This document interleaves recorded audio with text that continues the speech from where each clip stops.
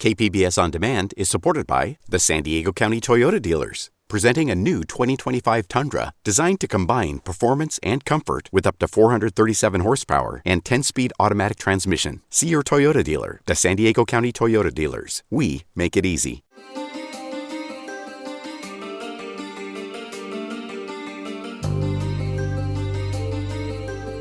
Welcome back to the Cinema Junkie podcast. I'm Beth Accomando, and today it's going to be all about horror. My guest is Miguel Rodriguez of the Horrible Imaginings Film Festival. So Miguel, tell me what made you decide to start a horror film festival? Well, that's pretty easy. There wasn't one in San Diego. So I think that having the dearth of a horror film event or a film event dedicated to horror is a bad thing. And I decided to, if someone else wasn't going to do it, I just had to do it. And when did you start it? This madness began early in the year 2010. And your first venue was down at 10th Avenue Theater, which was quite appropriate because it supposedly is haunted. I love what is now called the 10th Avenue Art Center in East Village because it's an old building and it is supposedly haunted by 3 ghosts. That has been confirmed by many paranormal investigators that the owner, Jeff, has he stations them there quite often because he loves it. He laps that up that he owns a haunted building. The building is from 1928, so it's got this great and storied history. And it began as a church, a Baptist church, I believe, for military personnel. So it's got stained glass windows, and of course, it's in this kind of, although it is growing, but it's in this weird part in East Village in downtown San Diego that hasn't quite developed like the gas lamp has. So it's not only the atmosphere of that building itself, but also that it's on this block that's occupied by a number of interesting characters. In fact, year one, I don't know, there was this older gentleman who showed up randomly from across the street. I don't know if he was homeless or if he lived at that little hotel that's across the way. But he had this, like, if Lurch grew to be 80 years old, this would be him. And he was like, "What are you doing? I wanna be here." And we made him an usher. We gave him a flashlight, and he was perfect. He had this creepy air about him. And I don't know what happened to him, but I wish I did. And after you were at 10th Avenue for 2 years, you moved over to the Digital Gym Cinema. I was actually at 10th for 3 3 years. Yeah, unbelievable to think that. But yeah, after my third year at 10th, which was the Horrible Imaginings, and also I had a number of quarterlies at the 10th Avenue Theater, we did move to the Digital Gym Cinema for a number of reasons. It was quite a downgrade in terms of the number of seats, but it was a drastic upgrade, a major upgrade in terms of film and sound quality. And that's nothing, I don't want to sound like I'm bad-mouthing the 10th Avenue Art Center, but they're better for performance art or music or theater. They're not really built, they don't have the infrastructure in place for cinema. I had to rent projectors, and the sound wasn't for film per se. So the standards of quality weren't where I wanted them to be for a film venue. And that led to my new home at the Digital Gym Cinema, which I still call my home for monthlies and quarterlies and film geeks and all the other stuff we do. And this year you have yet another new venue, and this is probably an upgrade in terms of both number of seats, and also you're going to have 35 millimeter projection. You are moving to the Museum of Photographic Arts. I have thought about moving to MoPA for a long time. It's an interesting place to go. I think for horror it's great because the atmosphere is awesome. Balboa Park is awesome. As beautiful and family-friendly as Balboa Park is, Balboa Park at night is kind of creepy. And the Prado area has those very old mission-style buildings with these long hallways and these iron wrought chandeliers, and it's so perfect for that. Yes, in terms of film and sound quality, it's another, I would say, double upgrade in in film and sound quality. It looks and sounds marvelous. The theater itself is like a church with the seats as pews on this carpeted floor, and the ceiling is dotted with little starlights, and it's just a beautiful theater. And yes, it is 5 times the number of seats that the digital gym has. So that was important. I knew after the last year, as much I love Ethan, I love the Media Arts Center, and the digital gym cinema is a real boon to San Diego.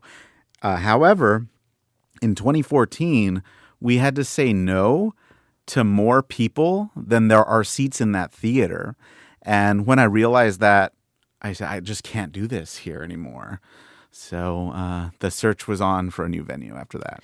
Now, in terms of your festival, you're not just interested in programming a bunch of horror kind of on a generic level.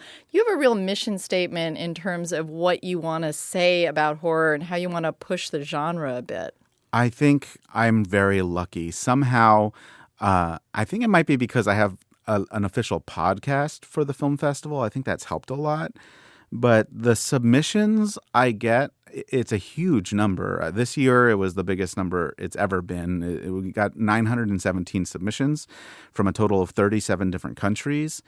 And the reason I bring that up in response to your question is it is a field to mine for something special, for something different, for something unique, especially from the international submissions, just because I think when you can have stories from a variety of countries, then you have different takes on what is scary.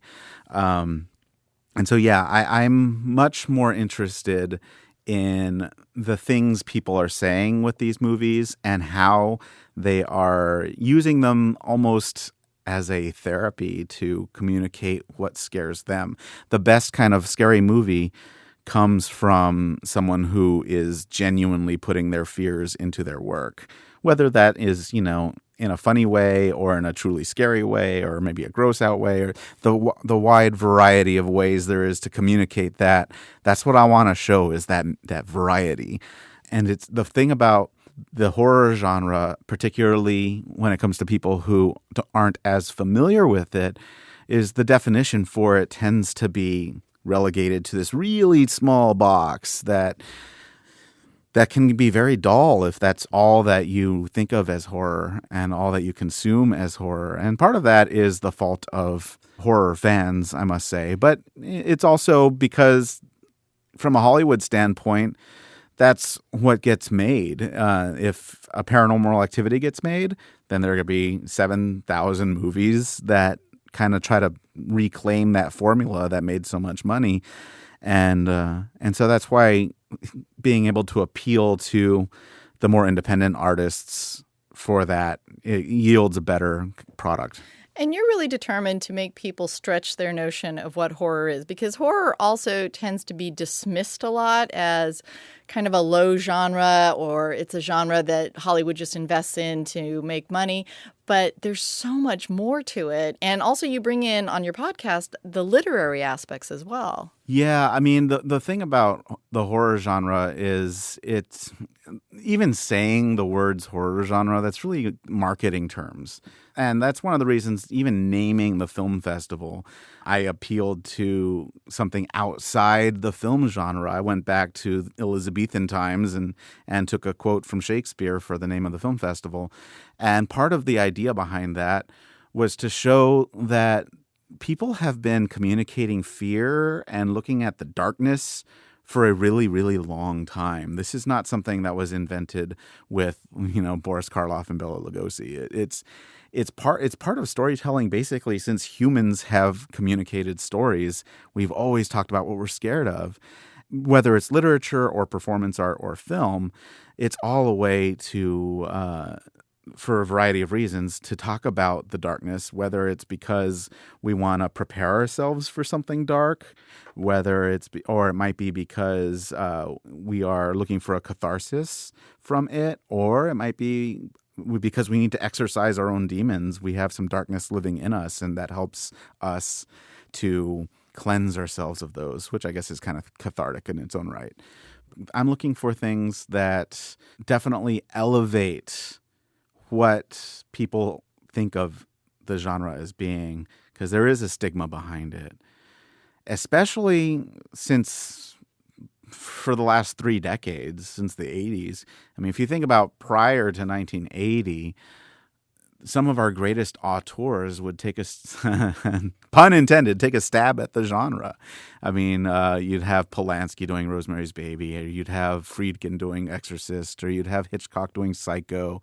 One of my favorite directors of all time, Michael Powell, doing Peeping Tom.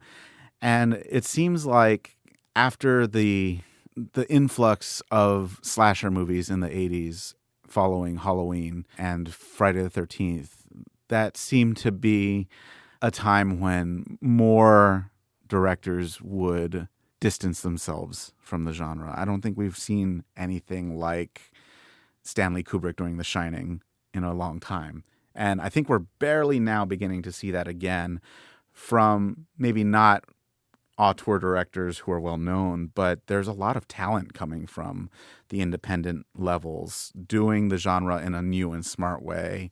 Like It Follows, I think, is a good example of that.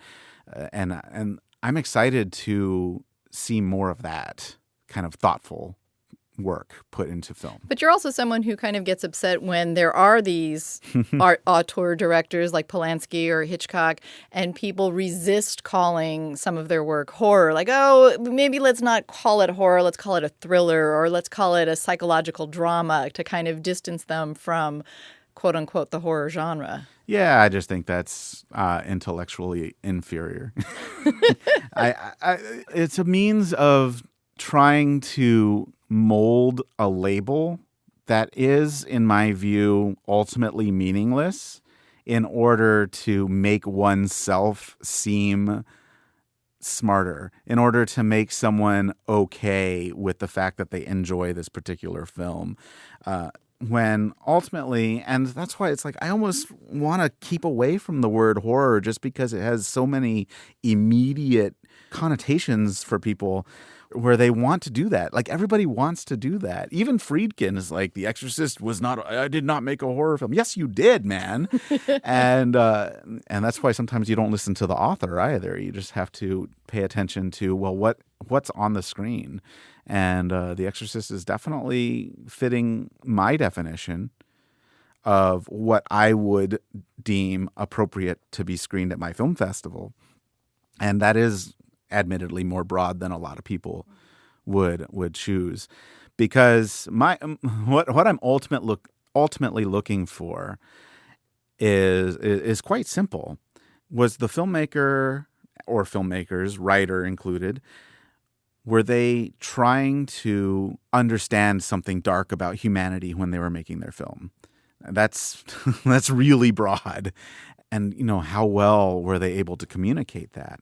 And that can be done in a variety of ways, which I'm sure we'll talk about when we talk about things like comedy. It doesn't have to be a film that scares us. It just has to be a film that is willing to look into the abyss. And that is, for me, that is enough to fulfill the criteria of the genre. Because I watch these films more as a therapy than for entertainment. And entertainment is there, but when I talk about the therapeutic nature of these films that has always been with me for my whole life, I will get the same release, the same kinds of benefits, psychologically speaking, from The Exorcist that I'll get from, say, Return of the Living Dead. They're presented in dramatically different ways, but or even Peeping Tom. There's some true darkness in Peeping Tom for anyone who hasn't seen it, and a lot of that darkness comes from a sympathetic villain who is really sympathetic. I mean, like I almost fall to pieces just relating to Carl Boehm's killer in that film. So, and that's a dark thing that a filmmaker makes a person do, is go through that with this particular person who should be vile, but he's got his own problems. Anyway, it goes back to M with Peter Lorre breaking down at the end in front of his jury of criminals. You can't help but feel sorry for him, but you saw he's murdering this little girl. It's a really almost dastardly thing that these storytellers are doing to us. But at the end, when the credits roll, you can come back to real life and maybe breathe a little bit fresher because you just left the dank, cave. Well, I know one of the films that scared me when I was younger, I don't think anyone would probably classify as a horror film, but Picnic at Hanging Rock gave me nightmares. And it was all because it was about the unknown. It was the sense that this girl disappears. Well, this group of girls disappear, but one comes back with no memories of what happened. And everyone is so unnerved by what happened and by this mystery. And I swear that film gave me nightmares because it was this sense of the unknown. You bring up a nice point. This is one thing I've talked about a lot. So there are different types of fear, and the way it's almost like the argument between fast zombies and slow zombies, because fast zombies is a different fear than slow zombies. There's a whole different thing that's being communicated with those two things.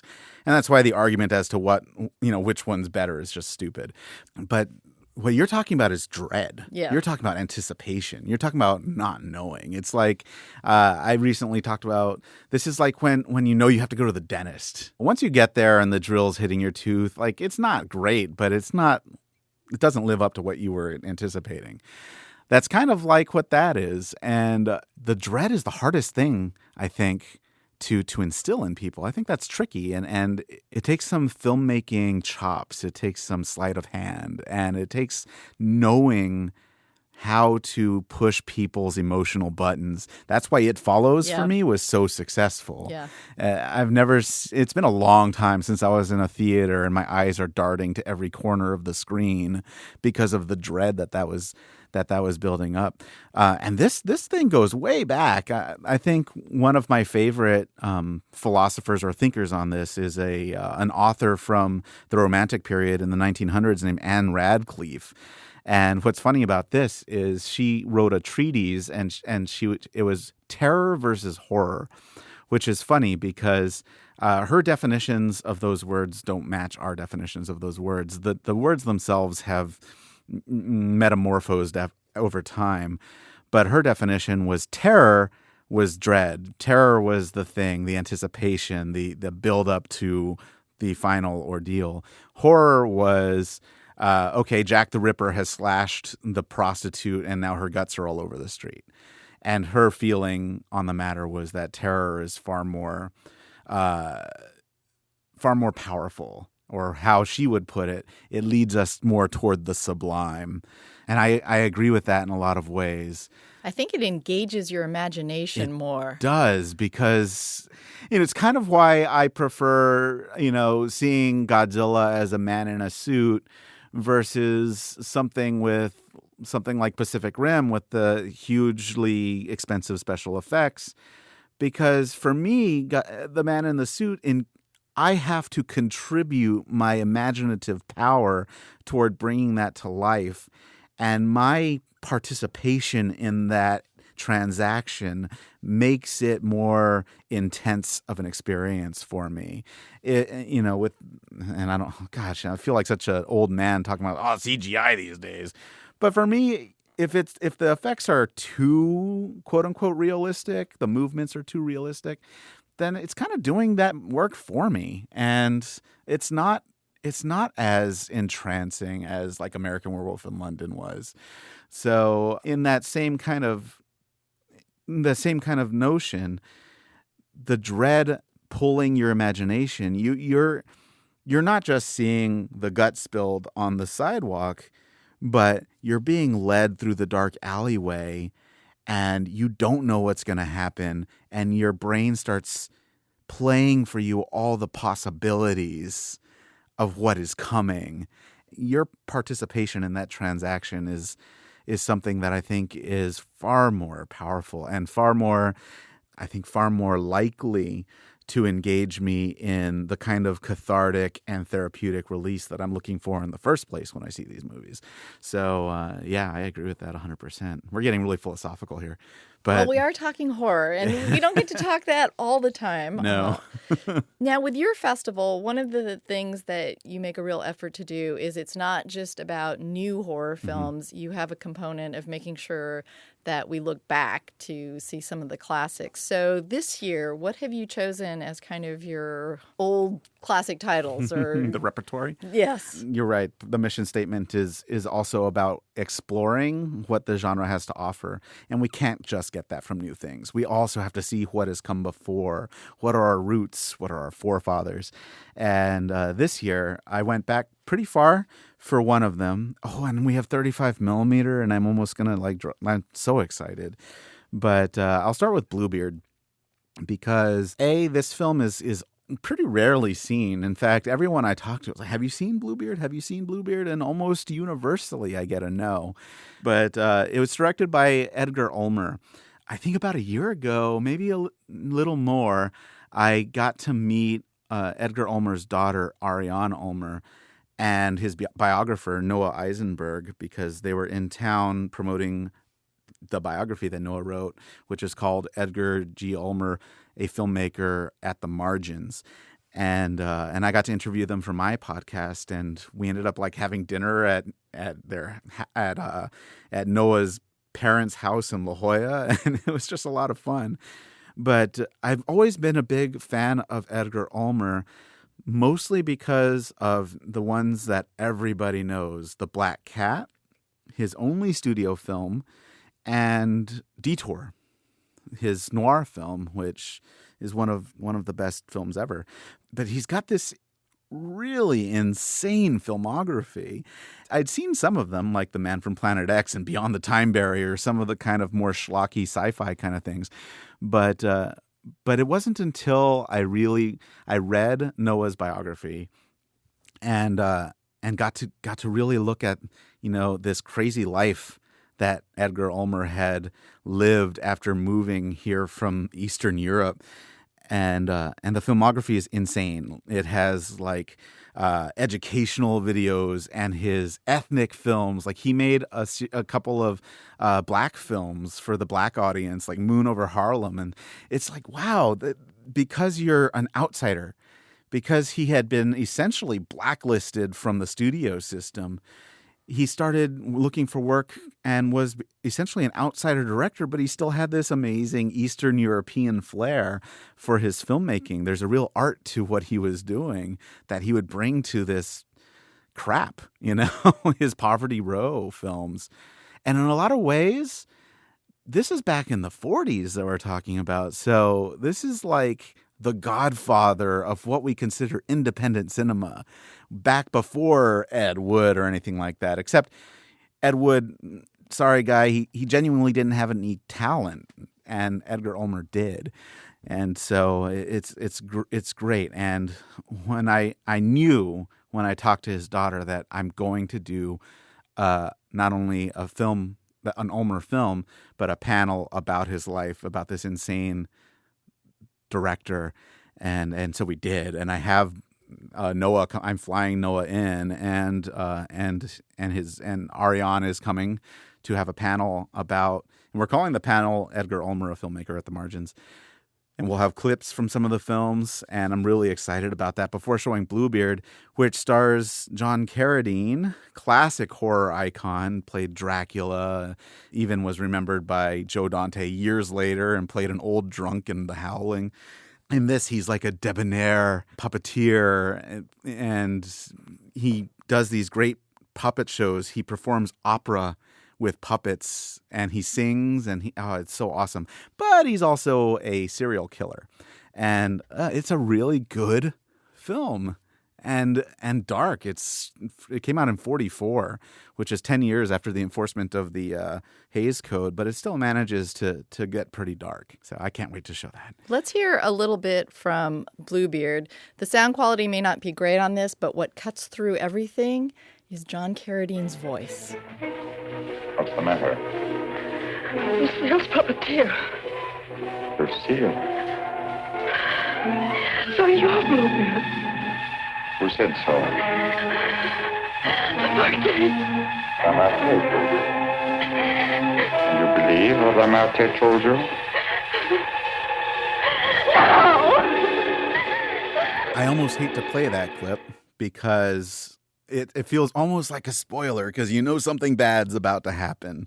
Even just hearing it, John Carradine gives you the chills. You can tell why he became such a popular horror icon. Not to mention when you see him on screen, he's got that great Carradine gaunt face. It's almost like there's no skin on his skull. It's this It beaky catches face. the light in marvelous ways. He's also got this great 19th century hairdo.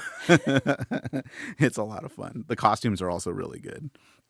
Oh, and Ulmer's use of music. The opera stuff is just wild. It's awesome. And for your second classic film, you went a little more recent and Italian. So what did you choose? I'm always going back to the Italians. I started, if you recall, Fulci's The Beyond was one of my repertory for year one.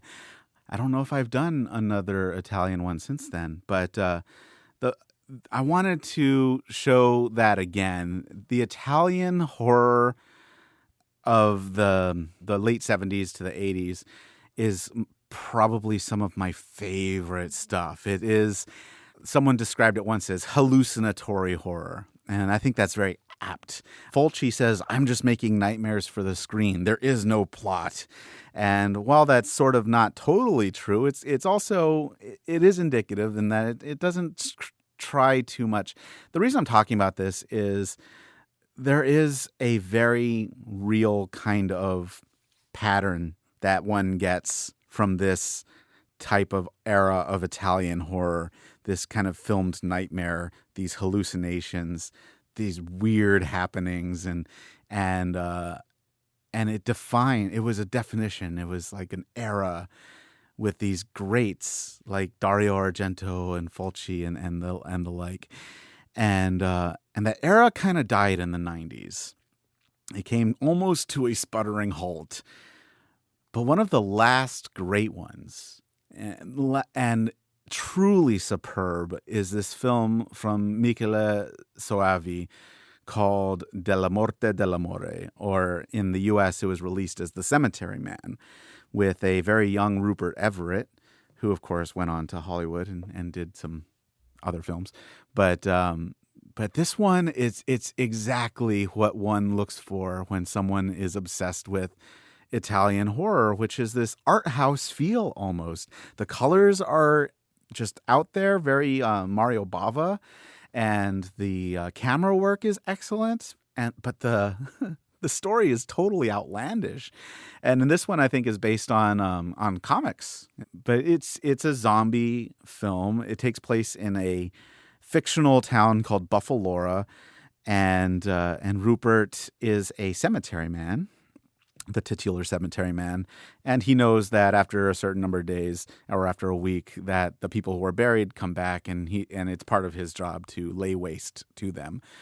But it's much more than that. That is like nothing at all. That's just a tiny little shred of what the movie's about. It's this wild character going through these really weird psychoses and falling in love and seeing his love dissipate in grisly ways, and having this assistant who only speaks one word. He says his name over and over. It's just such a strange movie, but very beautiful, very artistic, and exactly what I want to show on 35 millimeter, no less. And let's hear a little bit from Cemetery Man. I don't know how the epidemic started. All I know is that some people, on the 7th night after their death, come back to life. I call them returners. That clip just kind of sets the very basic scene for what becomes a really wild ride. Well, you mentioned the colors and kind of the landscape of these films. And I remember watching one of the Django films where they have kind of their version of the Ku Klux Klan. It's the first Django film. Yes. Yeah. And they're wearing red hoods instead of white. And it just seemed to me that kind of summed up the Italian operatic tone, which is white, so boring. Yeah. We have to play it up more. It has to be bigger. It has to be bolder. It has to be more audacious. Operatic is the right word. Yes. Yeah. And those films, all of those Italian horror, Italian spaghetti horror, however you want to define them, I think do have this larger-than-life operatic quality to them. I think like that, those elements are part of what draw the same type of viewer to them. Like the people who love Dario Argento love The Good, the Bad, and the Ugly, and also love film noir for the same reason. It's not that film noir is hugely operatic. It's actually quite concise, but the dialogue and the things that happen are not real. Like the way people talk, people don't talk like that. And in all those cases, it's this thing of hyper reality. It's better than reality, and that's why we're drawn to it. The Italians have it with the horror and that, and I see that in films like Detour too. To go back to Edgar Ulmer, where man, this guy, he just can't make a good choice, but his reactions to his horrendous choices are brilliant, and what a contrast. Let's talk about your opening night film. You have a special program of Mexican horror. I mean, we're right across the border from Mexico, so this is a great thing to highlight. And there's some amazing filmmakers down there. As a Mexican myself, even though I'm quite Americanized, I did grow up my youngest childhood is in South Texas, up until I was about 8 years old. And I got my love of horror from my grandmother, who spoke mostly Spanish. English was very much a second language, but we could relate by watching creepy movies. And in fact, my youngest memories are her telling me these awful, awful murder stories and horror stories, sitting on her lap and stuff. But this is my maternal grandmother, my maternal family. My paternal family, not so much, but maternal definitely. I've talked to a lot of people who are part of the culture of Mexico, and there's definitely a kind of sitting around the campfire telling scary stories aspect to that culture that a lot of families I've talked to have. It seems to be big, and I see that kind of almost communal element to the scary films that have come out of Mexico in the past, and certainly the ones that are coming out now. And in fact, the film I'm showing that you mentioned, it's called Mexico Barbaro, Barbaric Mexico, Mexico Barbaro. It's a anthology film, which horror fans tend to like anthology films, and I think for good reason, because horror works really well in small spurts. But in their definition, they talk about showing the dark side of their culture through some of their works, and you get to see a variety of films in that one. And we have a filmmaker, one of the directors is from Tijuana, and as you mentioned, we're in San Diego. Tijuana really is our sister city, and there's a lot of cultural cross-breeding between our two cities. And Aaron Soto, who has been in the festival before with some of his earlier work, he is one of 8 directors in that particular film. So, I wanted to look at what makes Mexican horror different. And I wanted to look at Mexican horror film past and what is coming, because there seems to be a rise of what's going on. And of course, you have directors who have dabbled in the genre who have gotten really big now, like Guillermo del Toro, I think goes without saying. So I wanted to explore that a little bit. That'll be part of a panel before we see the film.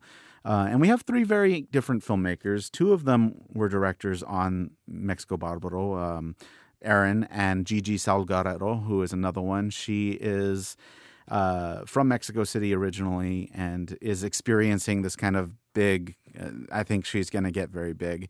And I have another short that she made in the festival as well.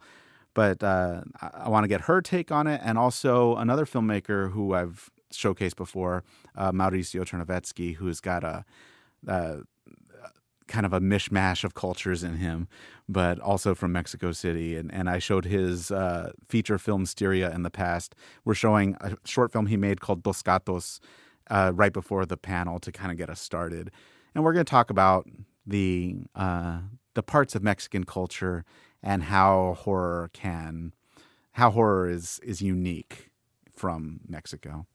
Well, we mentioned Italy, and now we're mentioning Mexico. And one thing both these countries have in common is Catholicism. You're going to bring it up. If you grow up with anything from the Old Testament, or you go into any church in Mexico or Italy, there's some pretty graphic horror elements on hand for you to witness from a very young age, and kind of presented to you in a very normal kind of context. I mean, if you go to church, some of the crucifixions that you will see in the church can be really horrific and scary to a small child. And the little old ladies wear all black. I mean, I think it can definitely lead someone towards horror elements. And I mean, a lot of our best horror directors had some sort of Catholic upbringing. I mean, we have George Romero, Dario Argento, even Roman Polanski.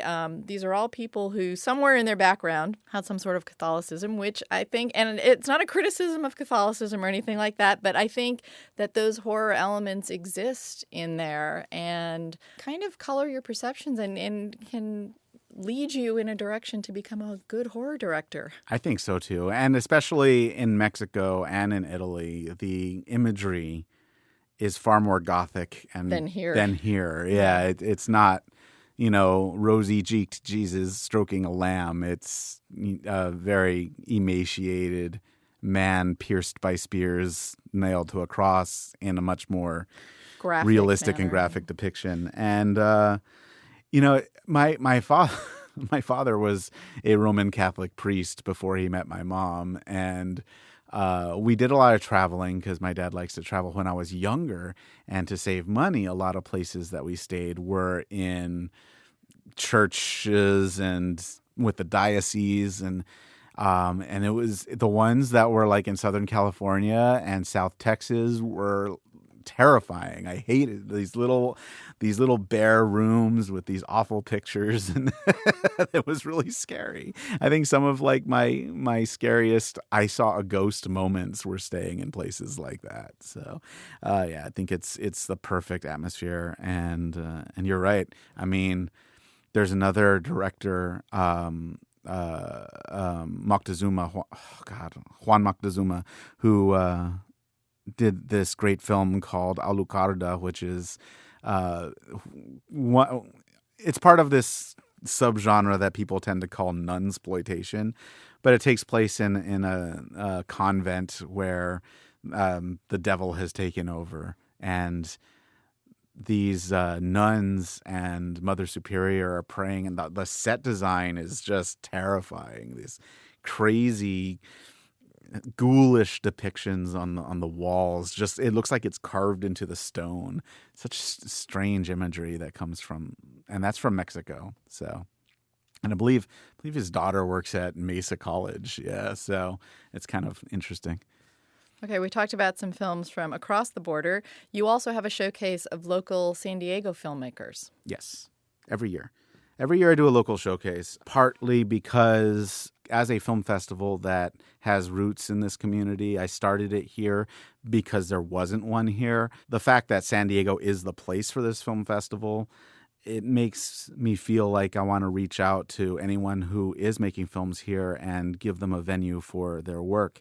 And I do have a number. I think I have 8 or 9 local spotlights are what they're called. And I don't do a block of local spotlights. What I do with the locals is I spread them out over the festival according to thematically which block they fit in. That makes more sense to me. Yeah, we always have some interesting things. And what is doubly interesting is the number of genre films, or what could be considered horror films to me, that are being made in San Diego. The number is growing, and I don't want to take direct responsibility for that, but I'll go ahead. I'll take it. One of the films in this collection of local horror films is Hatred. So let's hear a very quick scene from that. I'm having a nightmare. When I wake up, everything will be all right. Yeah, so that one was from this film Hatred, a short film by local filmmaker Brian Butler. It is another one of those films that takes a unique approach to the genre because, it's not what a lot of people would expect. It's not a scantily clad woman running through the woods with a hatchet man chasing after her. It's two guys, brothers, I believe, living in isolation and feeling the psychological effects of that. And it's shot really well, and it makes full use of our East County here, of really dry, empty land. And I thought that one fit really nicely. I also really like the title Hatred. I mean, that is really evocative. But yeah, lots of local stuff, including one from someone who has been a attendee at Horrible Imaginings Film Festival since the beginning, our mutual friend David Rains, our lovable curmudgeon, who made a film. Now, David and I both have a love of Shakespeare, and as I said, the film festival itself is named from a Shakespeare quote. David made a short film that just kind of it's interesting. It's a confessional, but it is King Claudius's soliloquy in Hamlet, and where he basically lays his soul bare about the terrible things he's done, and David turned it into a thriller short film, and I think that's really clever. I thought it was really well done, and he directed it and acts in it, so David's giving us his best Claudius. But I can't wait to show that because it's so different. When you say, I'm a horror film festival, I want to get submissions, that's not what you're expecting to get. So I thought that was kind of fun, and it's from someone we know, and it's local, so yay. All right, so talking about things that are not expected, let's move to another category you have, which is horror for humanity. So this is, again, stretching the notion of how we define horror by going to a collection of films where the horror is less about the boogeyman and demons and witches and whatever kind of supernatural or otherworldly horror you can think of, and it's finding horror in the real world. Yeah, this one is important to me, and I get personal with this one, but horror for humanity, I want to just give a mention to Phil Lorenzo, who came up with that name, by the way. I think it's really clever play on Habitat for Humanity. But when you direct a horror film festival, or I'm sure you will get this sometimes, having deigned to give a good review to a horror film, sometimes you'll get something like, I can't watch any horror movies. If I want horror, I'll just watch the news. Or you'll get someone saying, there's already so much horror in the world. Why would you want someone to make more of it in these movies? First of all, that second one is really kind of crazy to me, because that's like saying, you know what, I laugh every day. Things are funny in the real world. Why would someone make a comedy? It doesn't make any sense. Why does that logic apply to horror when it won't apply to comedy? Because there is horror in the world, because horror happens on the news, it's why people should make these movies. That is the whole point. It reflects the world around us. So the horror for humanity, in a way, for me personally, is a response to both of those kinds of claims. And the reason for that is, yes, there are horrific things on the news, but the news is not a mode of expression, or it shouldn't be. In a lot of ways, it's becoming that, but it really shouldn't be. At its core, that's an informational venue, and it should be for disseminating information, ideally. That is not a way for someone to get their more personal kind of expression, creative expressions off their chest through the news. That doesn't serve the purpose. And in fact, myself included, I don't think any of us get cathartic release from watching someone shoot down a bunch of people in a church in South Carolina. That's not something we enjoy. And it's not something that we get a release from. That's something horrible that happened. That's completely different than if it was in a film where this is an expression, then that's a cathartic release because it's not real. We experience the darkness and we come back to real life where there's more light around us. The news is showing us dark things in the real world. That's not okay. So I'm interested in Horror for Humanity taking real world things like maybe what happened in South Carolina, or in the cases of the films I'm showing, what are happening in various parts of the world in war-torn countries or countries where terrible things happen, and expressing that through narrative fiction.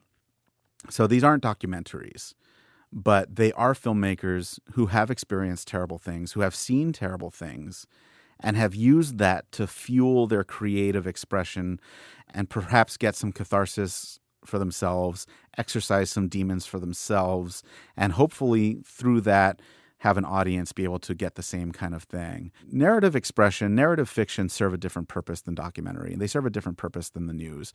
And that's what I want Horror for Humanity to be about, is a look at socioeconomic ills or some of the terrible things that happen in the world, but through a narrative fiction lens, so we can have a different experience than we would from a documentary. And we've got a film called My Mother's Songs from Tanzania, and actually the director went to school here in San Diego, but the film is in Swahili, and it's about trauma through the generations. It's a really beautiful film. So I'm really glad you're including My Mother's Song. I had a chance to see that at the up-and-coming film festival that Rebecca Webb curates at UCSD, and it was a film that kind of made you rethink how you watch movies, too. It's a very slow burn. Shots last for 5 minutes, and you don't get the horror of it right off the bat. Like I said, it's a very slow burn that you kind of have to get sucked into, and you're not sure where it's going, but by the end, the impact is enormous. That is something I think that's been a common thread in the films in that particular block, the Horror for Humanity block. Maybe not so much with Forgiving Sky, which is a film from Myanmar. And the horror of it, again, it's not typically horror. It's more about the relationships with these people living in a hostile environment and in a hostile situation. And so the horror of it's pretty apparent. However, My Mother's Songs, you've got that slow burn and you don't realize exactly what the theme is, what is happening until it punches you in the face. And then there's a film called Ant's Apartment from Iran, which is another one. It's almost perplexing, and you watch it for a while, and it isn't until the end where you're like, oh my gosh, that was actually something really powerful. I can't believe that. It almost leads you astray until it yanks you back. And it was that film, actually, that really started this whole thing. We saw that, and then My Mother's Songs came up, and it fits so well. It's like, oh gosh, I have to find some others. I'm happy to say there's another one that was filmed in Tijuana, so it's kind of like our local one. And it's just like that too, where it's almost like these little pastiches of things happening in Tijuana. Beautifully shot. The locales are very interesting. It's almost like what would you call it? Like a beggar chic, you know. There's this one shot of just a wall of tires, old car tires, and it's where this person works, and just the way it's shot, it lends a beauty to it.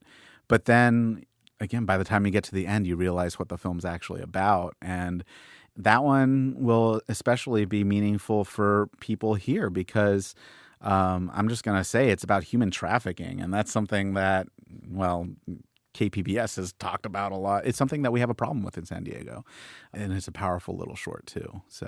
And I think this is a good block for people who feel that they don't want to go to a horror film festival. Horror is not really the genre for them. I think this is a group of films where you could say that the subject matter and the themes are much more, I don't want to say artistic, but they're much more of the real world, and therefore people might be able to relate to them in a way that going to see a serial killer film or, you know, a zombie film might not connect for some audiences. That's true. I think there's one thing that is said usually as an insult about horror that I actually don't think is necessarily insulting, which is that a lot of it tends to be base. And these films will be much more intellectually challenging than the kind of basic release or the base emotional release that, say, a ghost film will yield. Where, you know, in a lot of ways, to really be captured by a ghost film, you have to access the child part of your brain or the lizard part of your brain and go back to primal a little bit. These films, I think, if someone is unwilling to do that, these might be more of an intellectual exercise. I'm curious to see how people react. It's definitely be very different and not lighthearted. You know, in every other block, there's some kind of little piece I'll throw in there to lighten the mood. In this one, happily, I'll say, to hopefully not turn people away, it's a short block. I think the entire thing's like 75 minutes plus a talk. There aren't any real release parts of this particular block. It's all pretty intense. And I think all the films require a certain amount of patience because they don't announce what they are right up front. And if people come in expecting, you know, in a lot of these horror films, you'll get a quick teaser at the head that hooks you and gives you some sort of action to define the tone of the film. These ones are these very slow builds, very satisfying and rewarding at the end, and very emotionally traumatic on certain levels, but just a remarkable amount of talent in those films. Yeah, I think these are really powerful, and I think you nailed it. Even It Follows had that like beach scene at the beginning where it's like, okay, we'll throw you a kill, yeah. And these are definitely not like that. I have some faith in my audience. I think we know intelligent people. We've been having the same audience year in and year out for the most part. We'll definitely have new people. But I think that a programmer and a film festival director can trust their audience, but they have to be given some kind of introduction. Like they have to know at the beginning of this block, I'm going to have to say, this is what this is about. It's in the program too, of course. But I think as long as you give them what to expect, they kind of know a little bit of what they're getting into, then they won't, that whole like being thrown off guard by what kind of film it is won't be as limiting, I hope. We'll see. Well, let's move from the very serious end of horror to the lighter-hearted end of it, which is the horror comedy section. There were, for full disclosure, I was one of the judges for the festival, so I got to see a lot of the films, almost all of them, and there were quite a few horror comedies. I think some of the best films were probably some of the horror comedies. Talk a little bit about horror and comedy. Horror and comedy, especially when it comes to film, but I think always, even if you go back to like the Grand Guignol of the French 19th century, 1900s, 20th century, and 1800s, there's always been an element of kind of a ribbing to them. Like it's always been kind of nasty, but there's always a clown aspect to them.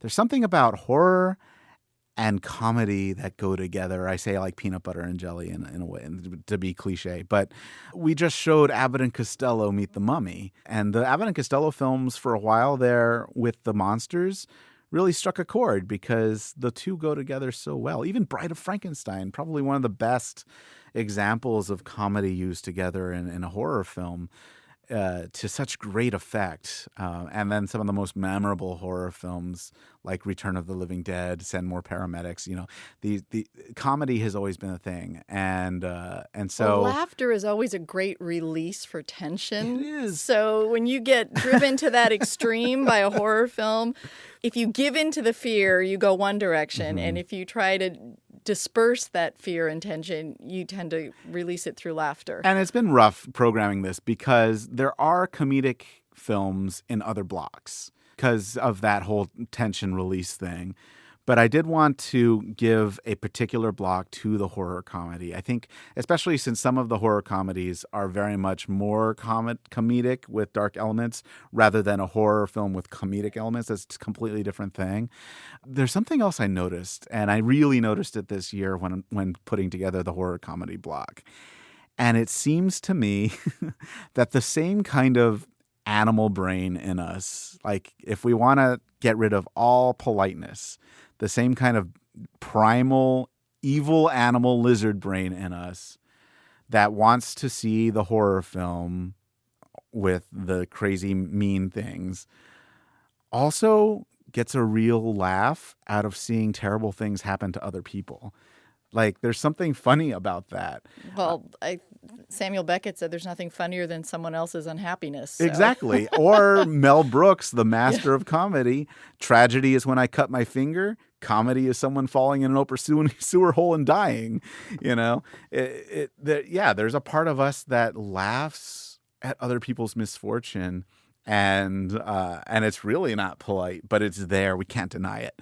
And so I think there's the same kind of thing that a horror film will evoke, where it pulls at the beast part of you.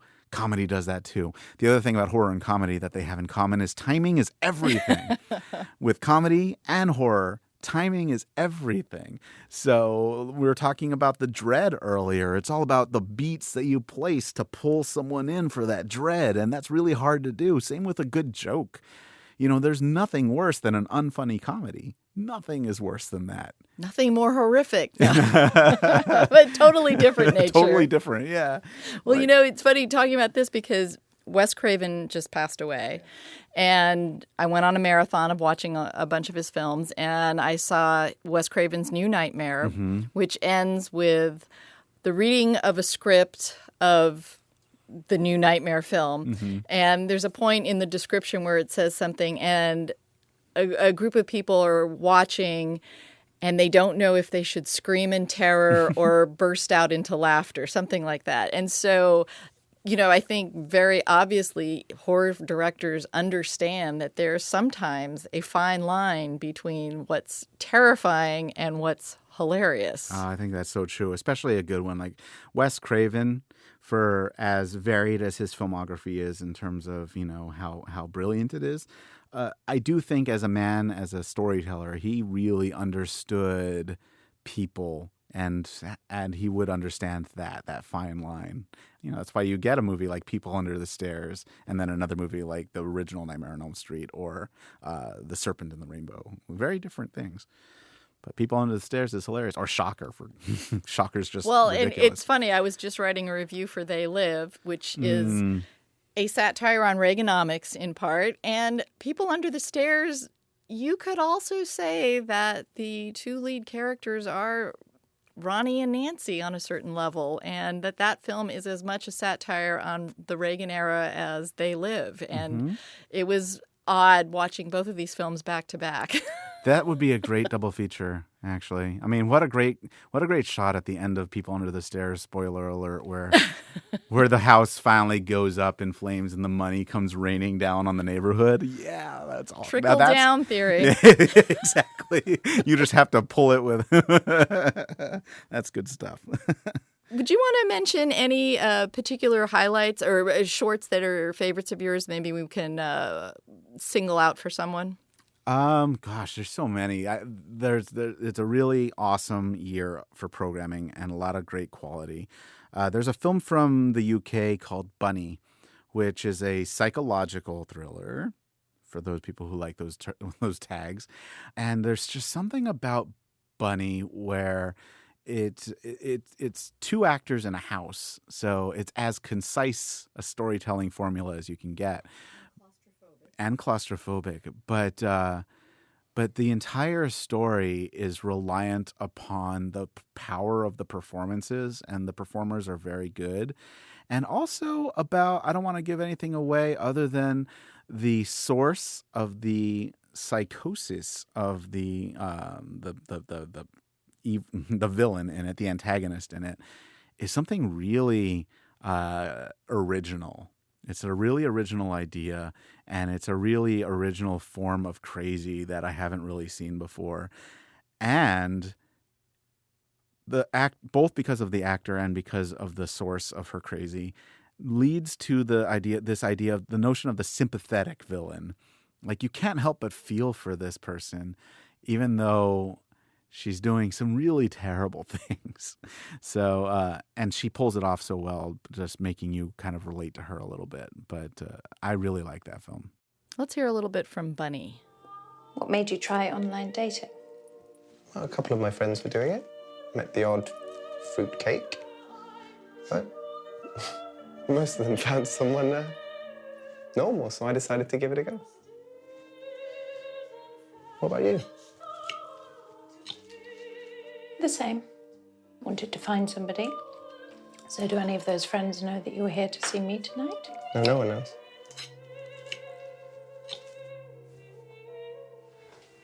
It's an interesting looking painting. It's one of mine. My mother used to paint. She once told me, Abby, you can't paint pain. You can only paint through it. She always knew what to say. Maybe I'll show you a few more later.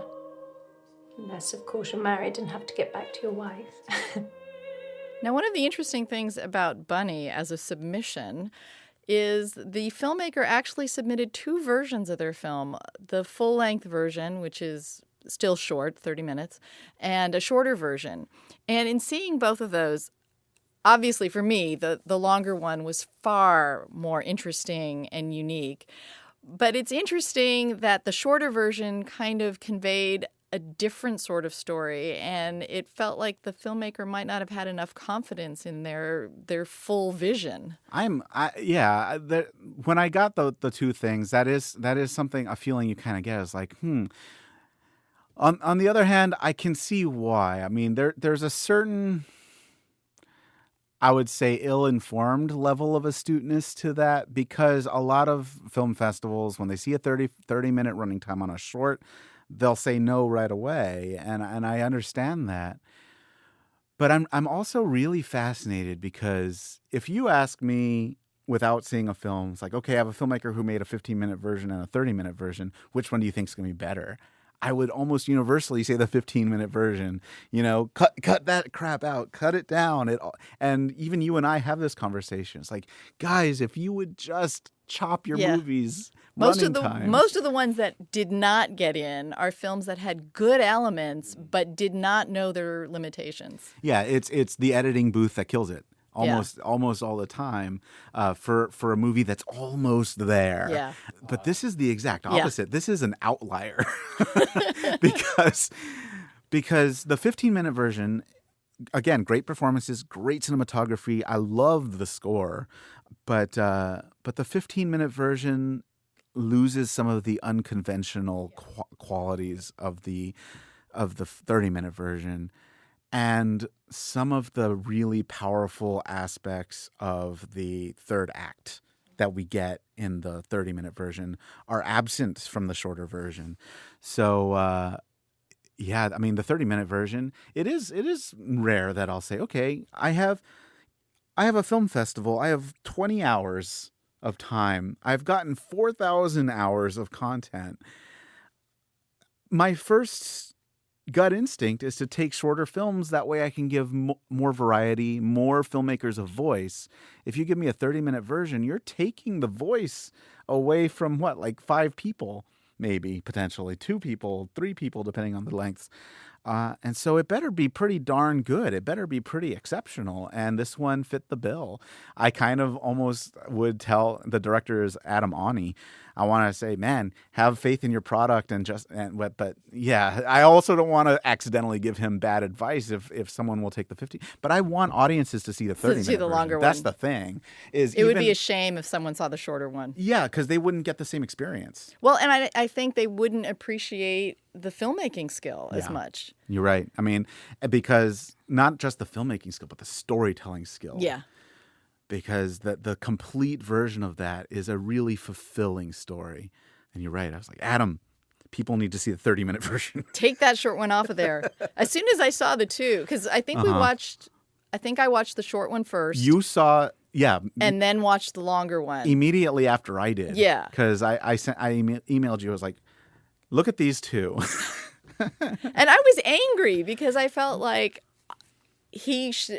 it's a male filmmaker. Yeah. I felt that he should not have even put that short one out there because it had nothing special about it. It was well made, but it was not special. And the long one was. Yeah. And I'm really glad that the long one got in, and I hope that he does not submit the short one to other festivals because people will be cheated. So I'm just saying that. I'm going to make you listen to this, Adam. I love you, man. but it's true. It's true. The 30-minute Have one is confidence in your awesome. filmmaking skills. It's an awesome film. I think, and this is my personal feeling, I think Bunny, in terms of a short film, is kind of essential viewing. The 30-minute version is a really unique film, and it's interesting that you asked me if he was a male filmmaker or a female filmmaker. I have several from both, but he gives a real solid voice to his female lead, and that's awesome. It's smart and deft. Yeah. You give out awards at your festival. I do. And talk a little bit about the award itself this year. The award is sculpted by Tyler Ham, who has sculpted all my awards. He is a VFX artist and sculptor in San Francisco. We love you, Tyler. Well, first of all, the award has been different in the past years, and I wanted to make it consistent. I wanted to make every year, I wanted the award to have kind of a brand, for it to be recognizable. That's the Horrible Imaginings Award. And that was hard. I actually talked to Tyler months ago. I was like, all right, look, this is what I want, and it needs to be something that really makes sense.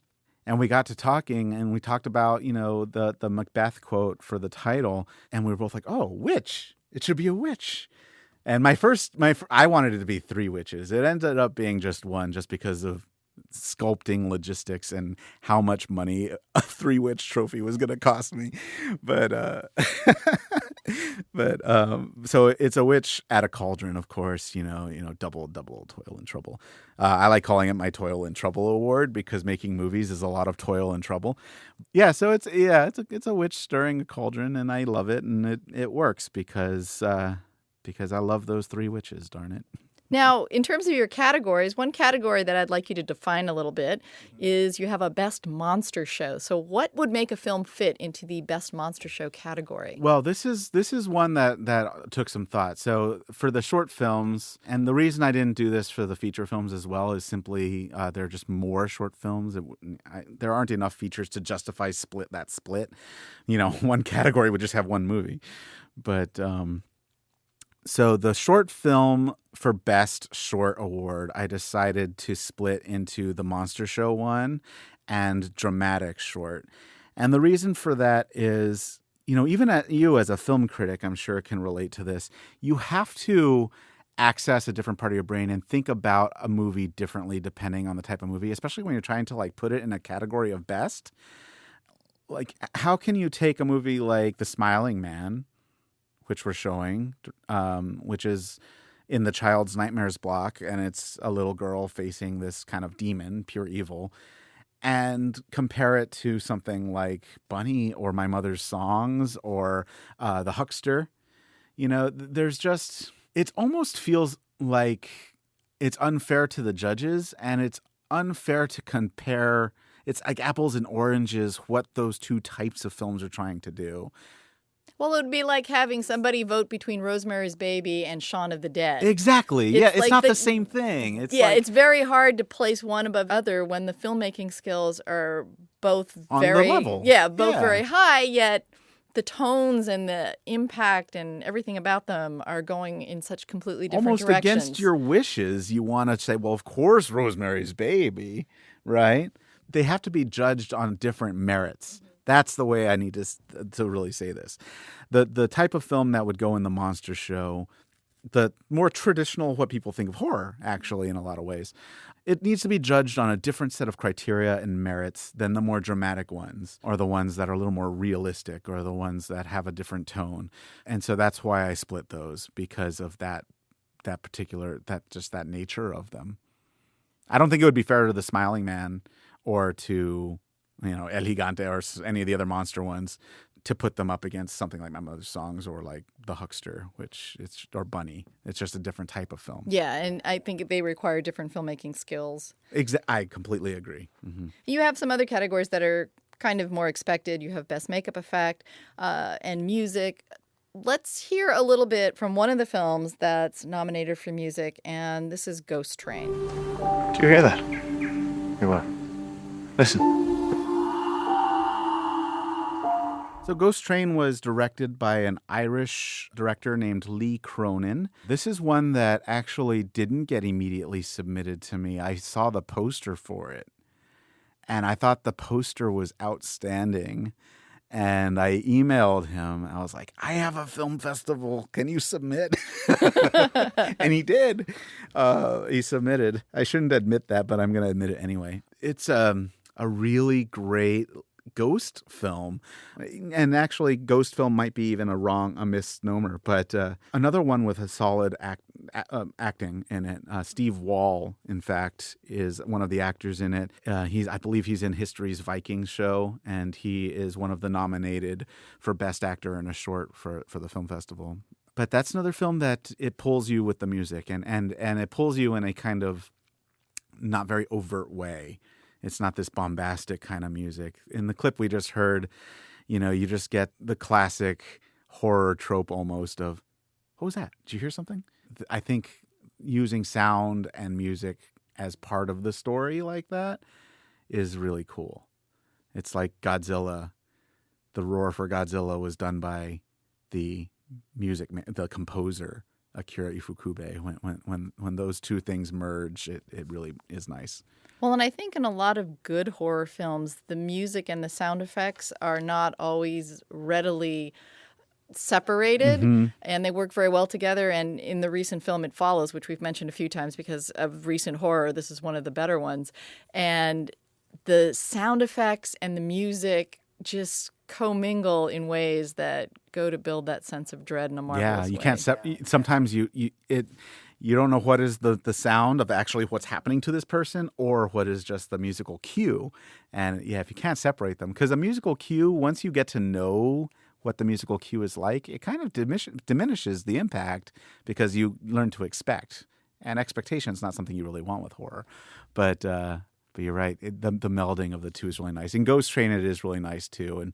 And the set, of course, is excellent. But in music, they did a very nice job. To wrap this all up, let's talk a little bit about Horrible Imaginings and the horror community here, because as you mentioned, there are a lot of the same people coming to the festival each year, and that group has been growing. These are some of the same people who come out to events that you sponsor at the Digital Gym and other venues.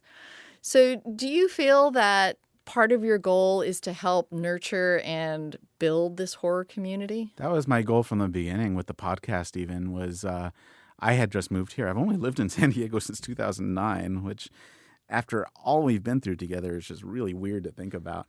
And so I started this because I didn't have anyone to talk to about this stuff, and this is part of my therapy. So the podcast was that. It was me by myself. So I'm just chatting to the ether. And so the film festival was a way to introduce a horror film festival to the city, which didn't have one at the time, and get to know people and to build a community. And one thing I discovered early is that the horror community in San Diego, in my experience here, especially at the beginning, was a little nebulous. It almost seemed like it didn't exist. And more, I feel like we're like a magnet that occasionally is bringing some more people in. One thing that I've noticed with the community we have fostered, both with Horrible Imaginings and with Film Geeks and some of the other stuff, is not only a level of passion, but a level of intelligence. Like when we have a film night, even if the film, the Digital Gym forces us to start at 10 and we're done at midnight, we are standing out in the sidewalk of El Cajon Boulevard at 2 a.m, and we can't go home because we're talking about these movies and in exciting ways. It's funny. There's this one woman named Glow who I think you know. And she just gave me a call today because she wanted to make sure she could get into the Friday, get a Friday pass. And I was at work. I had to teach a class, but we couldn't get off the phone because we were talking about movies. And she might be someone who an outsider would say, oh, she would never like these movies. But she's totally willing to experience different things.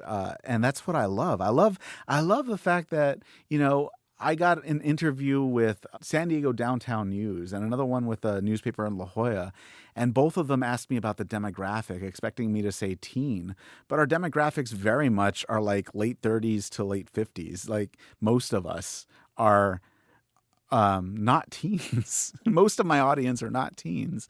But that's what Hollywood caters to for horror. That's what everybody thinks of with horror. But I think I do think it's the quality of the programming. And I think it's the thoughtfulness of how it's put together and how it is disseminated, how it's presented. It makes people think a little more. I mean, I have people who still think that horror, while it has merit, might not be for them, but still support me, both financially and by talking to me about this stuff. There's a local writer who works at UCSD and does her own literary journal named Valerie, and she's someone who's easily disturbed by a lot of horror.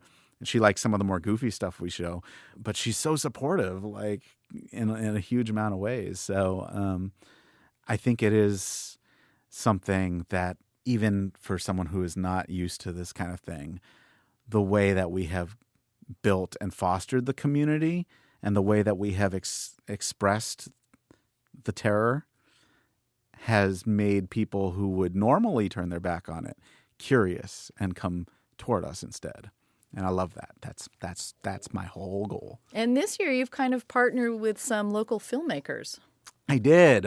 So there is a gentleman named Ty Mabry who is a post-production wizard, as well as a filmmaker himself. And he has a company called Bang Zoom Pow, his own green screen, well, I should say green set, where he could basically do anything he wants. It's pretty wild. He could have you go and stand on wood planks painted green and turn it into whatever you want. But anyway, we partnered up early on.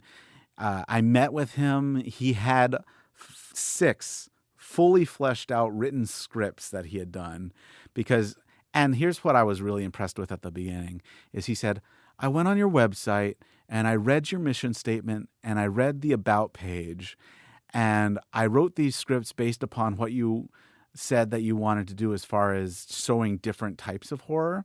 And he interpreted that as making a movie for a serial killer, making a movie for monsters, making a movie for witches, making a movie for like these different types of movies.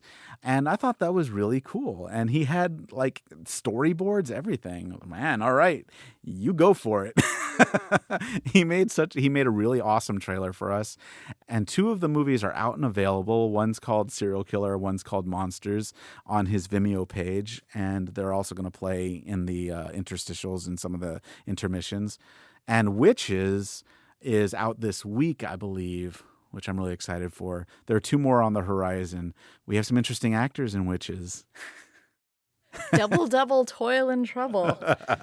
3 witches. I was Yay. casting a few spells in that one, yes. I think I contributed to your demise, possibly. Yes, indeed. I think I die a lot in all these movies, but that was one stipulation. And he works with a lot of great local cinematographers too. Balestra Entertainment is this great duo who do all kinds of videos and videography work.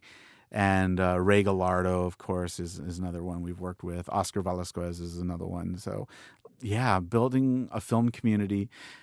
And what I'm really proud of is people who have talent and drive, who have volunteered their time and talents to making things all for Horrible Imaginings. I don't want to say for me, but for the mission. And that has been awesome. That's been like one of the best parts of this year is being able to work collaboratively with people on that and see something grow and give them creative freedom to do what they want to do. Because one question I get as a film festival director is, are you a filmmaker? Do you make movies? And I'm not, I'm more like an academic. So I'm able to sit back and watch something happen. And I know that the festival that I created is the genesis of those things happening. I like that. All right. So when can people see this festival? All right. September 11th through 13th, which is in 1 week and 3 hours from when we're recording this or something. It's giving me a little bit of heart palpitations. But honestly, I feel more prepared this year than I have kind of ever before. So I'm really happy about that. September 11th starts at 5 p.m., but get there at like 4. And I'm giving people the endurance test for Saturday and Sunday. Both of those start at noon. I'm going to say get there at 11 and get coffee because they're long, awesome days, and we're just going to have a great time together. I can't wait. And where can people purchase tickets? Tickets are still available on hifilmfest.com, which is my main website. You can also, if you go to the Facebook page, facebook.com/horribleimaginings, there is a buy tickets link right on my Facebook page. So that is probably one of the easier ways to do that. When you click on buy tickets, it actually gives you a whole lot of options because you can get the whole festival. Or if you're just interested in the comedy section, you can get a comedy block ticket for $10, and that's really easy to do too. Well, I've been speaking with Miguel Rodriguez, the director of Horrible Imaginings Film Festival and the Horrible Imaginings podcast. And as always, it's always great to talk about horror. I never seem to be able to talk about it enough. So thank you very much for joining me. Thank you. We can do this for like hours more, I'm sure. You've been listening to the Cinema Junkie podcast. Please go to iTunes to subscribe and give us a rating. You can also contact me on Twitter at Cinebeth and visit the Facebook page for Cinema Junkie. Thanks very much for listening.